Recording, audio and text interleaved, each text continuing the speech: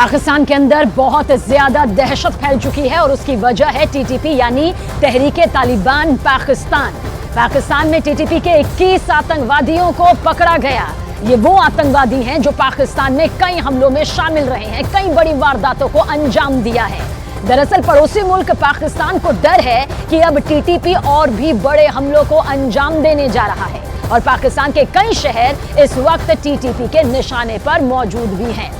तहरीके तालिबान पाकिस्तान को लेकर इस्लामाबाद में बैठी सरकार और रावलपिंडी में सेना के मुख्यालय बहुत ही ज्यादा, जी हां, बेहद ज्यादा दबाव में है, तनाव में है। टीटीपी ने अब दावा किया कि उसने 1 साल के अंदर पाकिस्तान के करीब 1000 सैनिकों को मार डाला है, यानी 1000 सैनिक यहां ढेर कर दिए गए। और इस खबर को लेकर पूरी पाकिस्तानी फौज में एक बेहद बहुत ही बड़ा हड़कंप भी मचा हुआ है।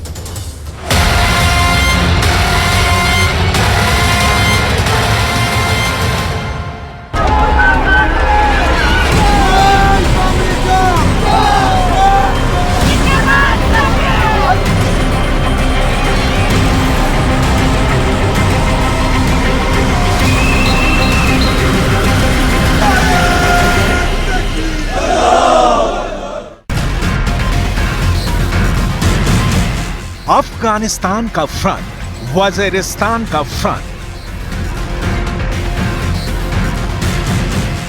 जहां दोनों तरह के तालिबान एक्टिव हैं, पाकिस्तान का खून लगातार बहता जा रहा है। बलूचिस्तान का फ्रंट, जहां पाकिस्तान की सेना बार बार मारी जा रही है, फौज को जान बचाकर भागना पड़ता है।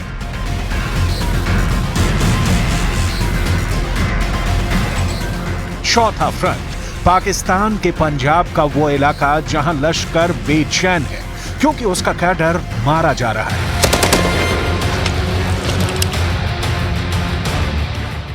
और पांचवा फ्रंट कराची, जहां दाऊद इब्राहिम को छुपाना अब मुमकिन नहीं रहा। तमाम अफवाहों के बीच वो भी जानता है कि उसकी मौत कभी भी आ सकती है।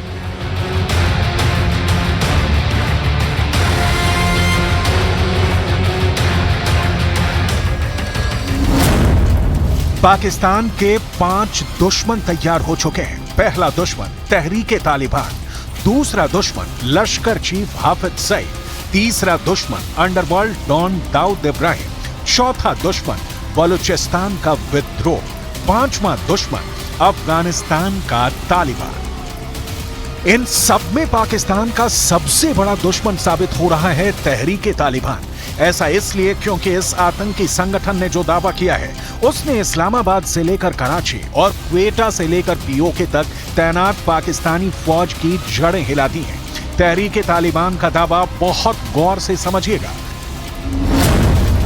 आतंकवादी संगठन टीटीपी यानी तहरीके तालिबान पाकिस्तान ने कुछ आंकड़े जारी किए हैं। उसके मुताबिक उसने साल 2023 के दौरान पाकिस्तानी सुरक्षा बलों पर कुल 881 हमले किए, यानी पाकिस्तान की सेना और पुलिस पर हर महीने लगभग 73 हमले हुए, यानी पाकिस्तान के सुरक्षा बलों पर रोज 2 से ज्यादा हमले हुए।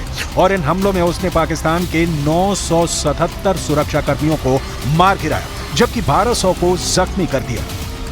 आतंकवादी संगठन तहरीके तालिबान पाकिस्तान ने जैसे ही अपनी रिपोर्ट जारी की, रावलपिंडी हेडक्वार्टर में हड़कंप मच गया और आनन फानन में एक वीडियो जारी कर बताया गया कि उनकी सेना आतंकवादियों पर भारी पड़ी है। पाकिस्तान की सेना ने जो वीडियो जारी किए, उसमें दावा किया गया कि पाकिस्तान की फौज ने 2023 में तहरीके तालिबान समेत कई और संगठनों के 566 आतंकवादियों को मार गिराया है, जबकि 5000 से ज्यादा आतंकवादियों को गिरफ्तार किया। लेकिन इस दावे में कितना सच है? पाकिस्तान ने अपने ऑपरेशन के बारे में और क्या बताया, उसे समझने से पहले देखिए कि तहरीके तालिबान पाकिस्तान ने रावलपिंडी हेडक्वार्टर में बैठे जनरलों को क्या सदमा दिया है। अपने मुंह मियां मिट्ठू बनने वाली पाकिस्तान सेना ने 2023 में 977 सैनिकों और सुरक्षा बलों को तहरीके तालिबान के हमलों में खोया है। अगर टीटीपी का यह दावा सच है तो 2023 में हर रोज पाकिस्तान के 3 सैनिक उसके हमलों में मारे गए हैं।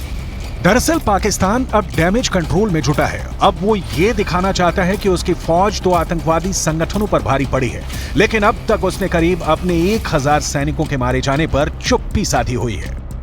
1 दिसंबर में ही जो बड़ा हमला तहरीके तालिबान ने किया, उसका वीडियो भी जारी किया। तहरीके तालिबान पाकिस्तान ने उस आत्मघाती हमलावर की वीडियो क्लिप वायरल की, जो पुलिस चौकी में विस्फोटकों से भरी गाड़ी लेकर दाखिल हुआ था। दावा है कि ये वही हमलावर था जिसने खैबर पख्तूनख्वा प्रांत के डेरा इस्माइल खान में भी पुलिस चौकी में भयंकर तबाही मचाई थी। उस हमले में पाकिस्तानी पुलिस और सेना के 23 जवानों की मौत हो गई थी। इस हमले की खास बात यह भी रही कि यह अटैक ऐसे वक्त में हुआ जब पाकिस्तानी सेना के प्रमुख जनरल आसिम मुनीर अमेरिका के दौरे पर गए थे।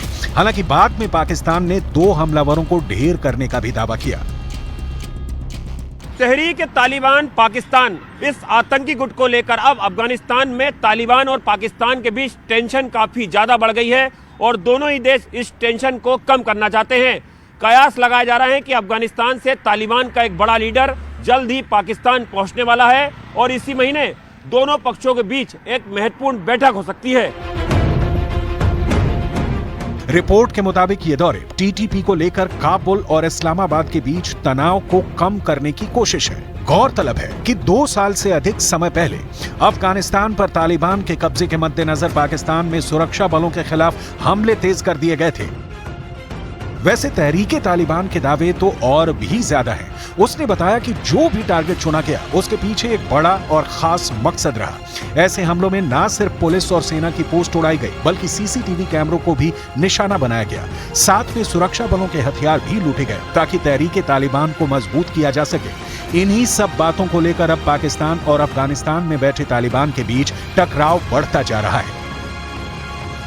पाकिस्तान में दावा किया जा रहा है कि अफगानिस्तान बॉर्डर और उसके आसपास के जितने भी इलाकों में आतंकवादी हमले हुए, उन सभी में आतंकवादियों को मदद अफगानिस्तान से मिली, हथियार अफगानिस्तान से मिले। यहां तक कि तहरीके तालिबान पाकिस्तान को भी अफगानिस्तान से ही मदद मिल रही है। यानी कुल मिलाकर पाकिस्तान अफगानिस्तान पर अपने इल्जाम थोपना चाहता है। पाकिस्तान का दावा है कि उसके यहां तहरीके तालिबान के जो भी हमले हुए हैं उसमें यह पता चला है कि सबका लिंक अफगानिस्तान से है। टीटीपी को न सिर्फ हथियार और गोला बारूद अफगानिस्तान से मिल रहा है, बल्कि आतंकियों को ट्रेनिंग भी अफगानिस्तान के अंदर मिल रही है और यह सब कुछ खुल्लम खुल्ला किया जा रहा है ताकि पाकिस्तान की सेना का खून बहाया जा सके। ऐसे दावों में पाकिस्तान की कमजोरी भी छुपी है कि उसका पश्चिमी बॉर्डर एक्टिव हो गया है। यानी पाकिस्तान के सभी मोर्चों में इस वक्त आग लगी हुई है। भारत के साथ एलओसी को लेकर हमेशा तनाव रहता है। अब उसके पश्चिमी बॉर्डर यानी अफगानिस्तान सीमा पर भी पाकिस्तान के लिए सुरक्षित नहीं रही। बलूचिस्तान में पहले ही पाकिस्तान बड़ा विद्रोह झेल रहा है। रिपोर्ट में दावा किया जा रहा है कि अफगान तालिबान का एक बड़ा लीडर और कंधार प्रांत के गवर्नर मुल्ला शेरीन अखुन जल्द इस्लामाबाद जा सकता है। इस दौरान खुफिया और विदेश मंत्रालय के अधिकारियों के बीच कई बैठक हो सकती है, लेकिन यहां पर पाकिस्तान के तालिबान के साथ कोई स्थायी डील हो जाए ऐसा लग नहीं रहा, क्योंकि तालिबान भी जानता है कि तहरीके तालिबान पाकिस्तान को जकड़ने का फायदा नहीं, बल्कि बहुत बड़ा नुकसान हो सकता है और ये मुसीबत वो मोल लेने के लिए तैयार हो जाए, ये कहना मुश्किल है। तालिबान को भी बड़ा खतरा है। तालिबान को डर सता रहा है कि अगर तहरीक तालिबान के खिलाफ एक्शन ले लिया गया तो उसका एक बड़ा कैडर आईएसआईएस आतंकियों में शामिल हो सकता है और वो फिर उसके खिलाफ खड़ा हो जाएगा। बता दें कि तालिबान का नंबर 1 दुश्मन आईएसआईएस है, जिसको लेकर उसने पाकिस्तान को भी बताया है, लेकिन पाकिस्तान तालिबान के इस बहाने को मानने से इनकार कर रहा है। कुल मिलाकर पाकिस्तान भी फंसा है, तालिबान भी फंसा है और इन सब की वजह तहरीके तालिबान है, जिसके हमलों ने पाकिस्तान की अंदरूनी सुरक्षा की पोल खोलकर रख दी है। जो पाकिस्तान कश्मीर में आतंकवाद फैला रहा है, वही पाकिस्तान अब अपने घर में आतंकवाद से बचने की कोशिश में लगा है और इसका पूरा कनेक्शन अफगानिस्तान से है, तालिबान से है और उस इलाके से है जो कभी पाकिस्तान के पूरी तरह कंट्रोल में नहीं रहा।